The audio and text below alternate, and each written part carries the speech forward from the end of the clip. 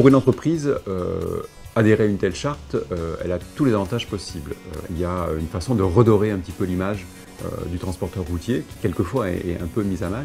Et là, je pense que c'est une occasion un petit peu de remontrer que les entreprises de transport routier du Languedoc-Roussillon peuvent faire quelque chose et peuvent même être un petit peu en pointe sur certains sujets, et notamment sur le sujet du transport durable. Donc, lors du premier contact qui se prend avec l'entreprise, je me rends en général dans l'entreprise. Je décris les différentes étapes qu'il va y avoir à réaliser.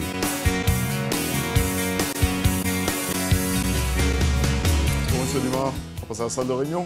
Consommer moins de carburant, je vais dire que c'est une logique de départ. Mais on s'est rendu compte qu'il y avait beaucoup de points sur lesquels nous avions pu faire des impasses, que nous pouvions encore améliorer, en travaillant sur des sujets simples, en travaillant sur des choses qui ne sont pas très difficiles à mettre en œuvre. Et au quotidien, ça a un petit peu changé notre vie, ça a changé la perception de nos salariés. Ça donne un fil conducteur à leur démarche. Tous les jours, ils font des efforts, mais ils savent qu'au bout, nos efforts sont récompensés par une meilleure implication, par une meilleure gestion de notre impact environnemental. La première étape, qu'on fait souvent d'ailleurs lors de ce premier rendez-vous, qui est l'auto-évaluation, où je vais vérifier avec l'entreprise un certain nombre de prérequis qui vont permettre à l'entreprise d'adhérer ou non à la démarche.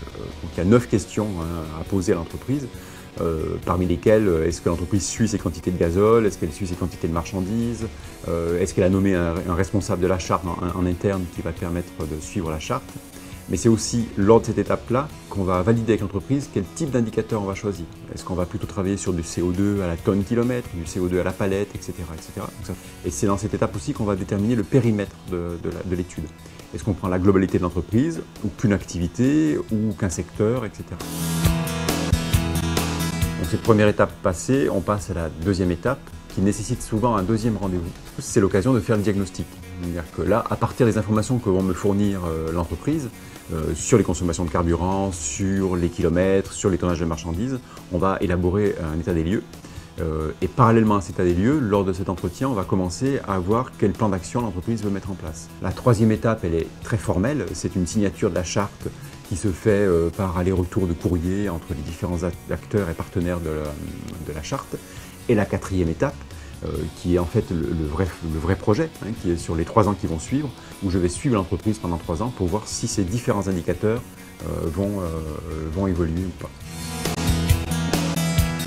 Alors les raisons qui nous ont poussé à adhérer à l'objectif CO2, c'est tout d'abord, je crois que l'entreprise est devenue une entreprise citoyenne au fil des ans. Nous ne pouvons plus être juste des acteurs économiques, et je crois que c'est important aujourd'hui de s'inscrire dans une démarche écologique.